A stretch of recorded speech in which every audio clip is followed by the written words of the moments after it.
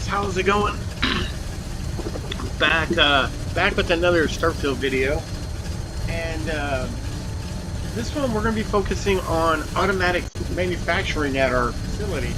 So I've already kind of started the process, but I'll leave that. I got plenty to show you guys and plenty to do, but this is my, if you haven't seen this is my supply depot. Basically, each one of these is a different resource. They're in alphabetical order, basically, through the non-organic resources.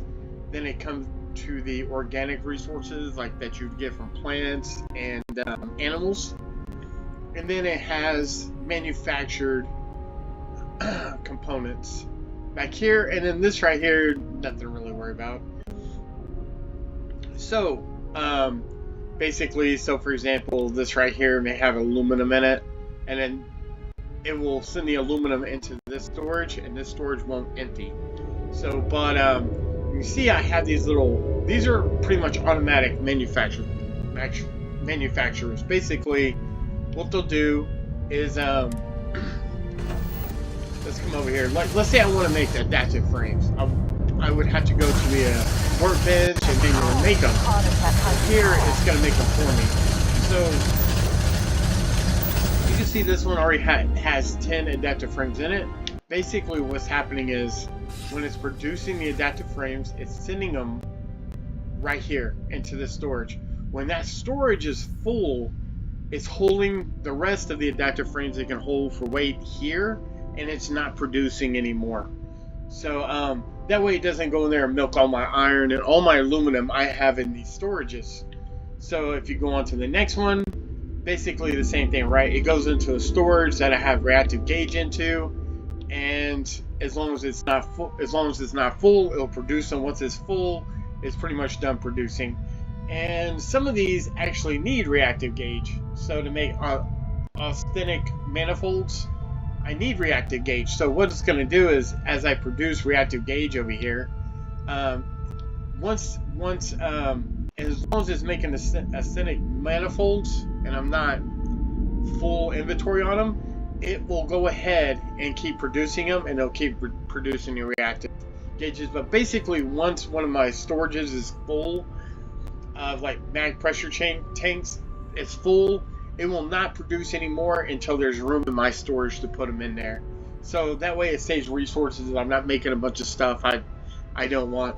But basically, my concept for this is basic. It's just I want to store. I want everything, right? I want to have resources. I want to have all the different resources, and this is kind of like the stock amount I want. But in order to manufacture parts and start making some advanced ones, it takes a lot of time to go in there and just individually make these. I do have some nuclear reactors here, so that's where a lot of my power is coming from. And I think I have some other power around here as well. But if you add a robot, let's see, you're gonna have to get kind of further into your outpost building and things like this. But I made a management robot. If you put them out there, it increases your total power. I thought I had security, but I guess I didn't. So what we're gonna go ahead and do is add some security, because I will get attacked at some point. I have already a couple of times. Actually, I think I can even there's probably a ship nearby from the last time they attacked me. I can just go grab it. But okay, so to explain this better, let's kind of just jump into it, shall we? Okay, so these guys are all, let's just kind of look at what these guys produce. These are, there's 3 different kind of manufacturing deals. So there's this one, the simple fabricator. It makes like adaptive frames, comm relays, the isocentered magnets. These are the ones you want to start with. Like, if you're going to start manufacturing, start with these. The resources you need are pretty easy to get a hold of. I mean, sealant and zero wire. If you can't make zero wire because you don't have silver, you can always just buy it. All that stuff you can buy. So if you're going to start with, I would probably start with the simple fabricators, as I did, right? Now, the compound fabricators start getting to a little bit more advanced parts. And you can see these are definitely more advanced parts.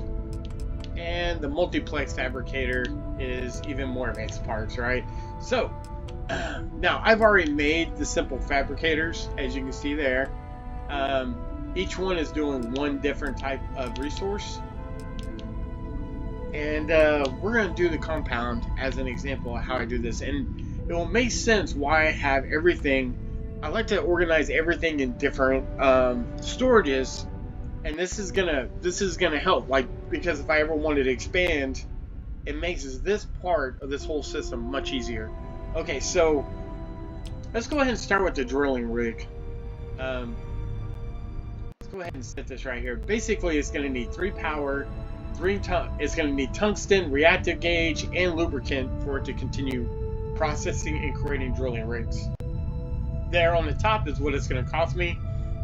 You can see my adhesive's a little low, but I have plenty of adhesive. That's not a problem. So let's go ahead and start with that one, shall we? First thing I need is tungsten, reactive gauge, and lubricant. So let's see, where am I at? Okay, so from where I'm at, tungsten, I'm overcumbered. I'm gonna show you guys. Like I'm at 43,000 pounds or 43,000 mass. And I don't have much of my ship. I'm trying to carry my resources with me. Okay, let's go find the tungsten here. And maybe you can get an idea how this will work as well. So there we go. Tungsten's not far away. Okay, so here's the tungsten. So basically I'll just stand right here on the tungsten storage. That way I know exactly where I'm at. Connect the little storage container right here to it, and now you can see it has tungsten. So we need reactive gauge and lubricant. Now from where I'm at, reactive gauge is probably actually closer. So reactive gauge is going to be somewhere over here.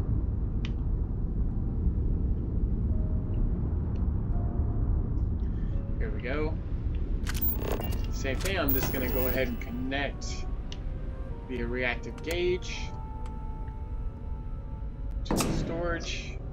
Now the drilling rig is not far away either where I'm at. It's actually going to be somewhere around here. So I'm going to jump over and go ahead and connect the drilling rig to it. Oh, right here, right across, perfect. So, and if it's full, it won't make drilling rigs. So, which is great. Okay, and then we need, I believe, just one last thing, lubricant. So, and lubricant's going to be in my non-essential, which is going to be those, or non-organic resources, which I believe is all the way at the end. So they're in alphabetical order for the most part. There's a couple that isn't. They're at the end, like nutrient. When I built it, I forgot about nutrient. So there may be a couple things that are not in perfect order, but overall everything's in order. Okay, lubricant should be on this side. There it is. So I don't want to connect this part. I don't want all my resources being manufactured. So this little container is not getting touched. So right now I'm not going to be able to produce. I don't have any lubricant to produce any drilling rigs, but that's fine. I'm not worried about that. Now, where am I at?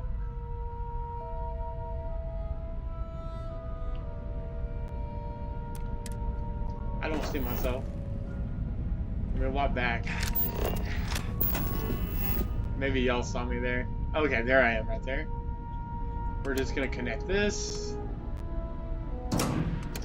over there. We don't have drilling rigs or lubricant, but that's fine. So basically right now it's all set up. Basically whenever I put lubricant in there, it's gonna start producing these drilling rigs as long as the container is not full. And if it's full, it has a small inventory built into this that will hold some as well. So that one's set, right? So that one's good to go. I'll take a quick look at it.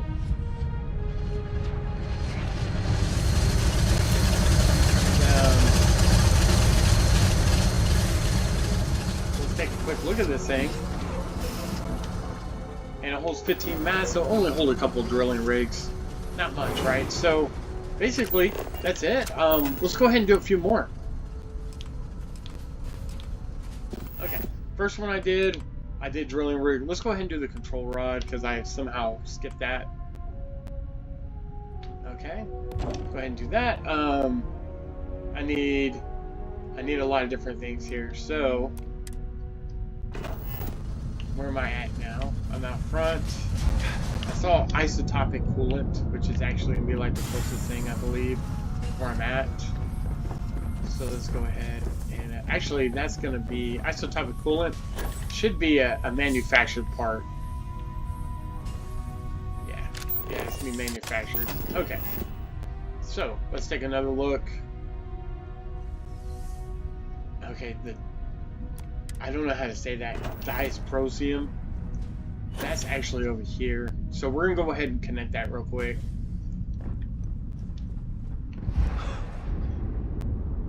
Here it is right here. We'll just stand right here so it's easy to know. Basically, we're just gonna grab this container, stick it there. Now I need arsenic manifold isotope cooling, which can both be found. Everything else I need is gonna be right back here.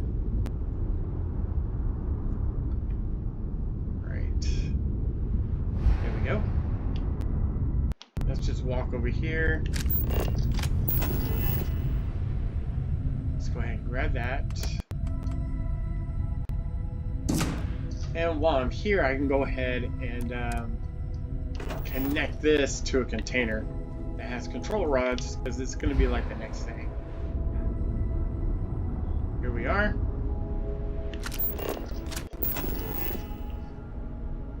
And what this is it's going to help manage our resources. That way we get the most out of it.